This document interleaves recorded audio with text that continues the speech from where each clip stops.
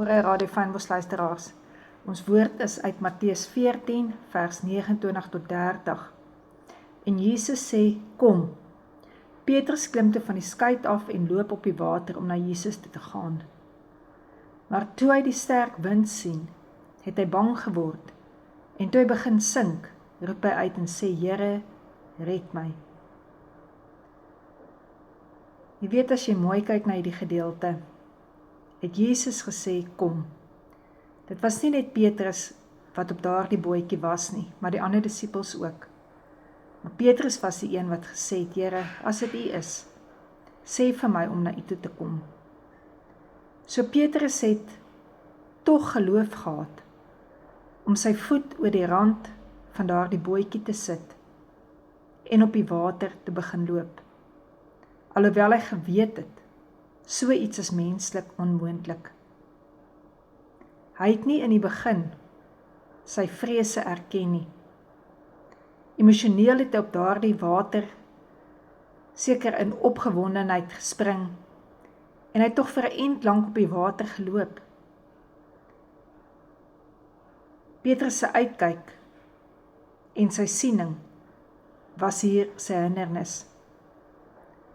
Toe hy uit die boot geklim het, was die golwe nie sy bekommernis nie. Hy het in daardie oomblik nie 'n saak met die golwe gehad nie. Hy was net daarop ingestel om die lig te volg wat uit Jesus uitskyn. Wanneer die Here jou roep om oor die water, op die water te loop om na hom toe te kom, dan klim 'n mens uit en ons stap in selfversekerdheid en in vreugde. Het is altyd in die begin wat dit so maklik klink. Hier kom die siekte, hier kom die teestand, en dan is dit so maklik om te sê, maar ek sal dit wen, ek sal dit doen, ek sal hierdie ding kan aanvat. En eers, wanneer jy regtig in omstandighede is, wat dit vir jou onmoontlik is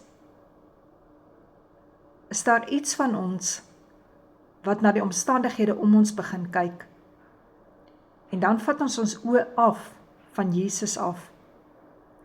En dit is dan wanneer ons die golwe begin sien, die wind begin ervaar, dan begin ons sien hoe groot hierdie golwe is, hoe sterk die wind is. Dan begin ons kyk na ons krag, na ons vermoë, na hoe ons voel.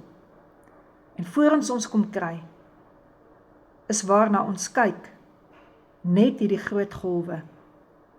En wat gebeur? Die rigting waarin jy kyk, is die rigting waarna toe jy loop. En dit is presies wat hier in Petrus gebeur het. Hy het sy uitkyk verander. Hy het weggekyk van Jesus af, en hy het na die golwe begin kyk.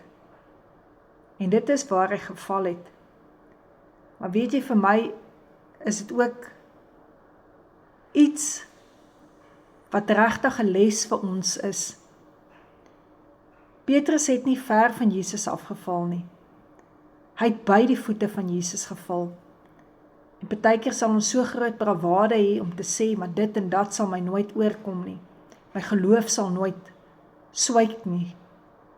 Dan gebeur dit, en is eers dan wanneer ons by Jesus se voete val, wat ons regtig besef. Dit is eintlik wat ons nodig het. Ons het maar eintlik net nodig gehad om in daardie nederigheid net te kon uitroep, Here, red my. Want dit is wat Petrus nodig gehad het. Hy het die redding van Jesus nodig. Ons het die redding van Jesus nodig. Om ons te red uit daardie golwe uit, om ons te red uit daardie wind wat so sterk is. So kom vanoggend by die plek waar ons kommunion gebruik en ons bid net saam, net 'n oomblik van hierdie rustigheid, om net saam te kan bid.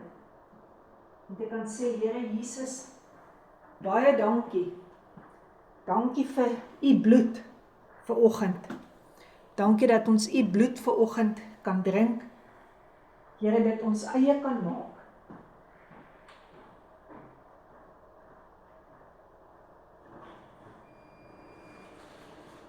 Here, soos wat ons dit ons eie maak, dat ons in die rigting begin loop, Here, vir wat U bloed vir ons gedoen het. Dankie ook, Here Jesus, vir U liggaam, wat vir ons gebreek is. Here, sodat ons deur die wonde van U ook genesing kan ontvang.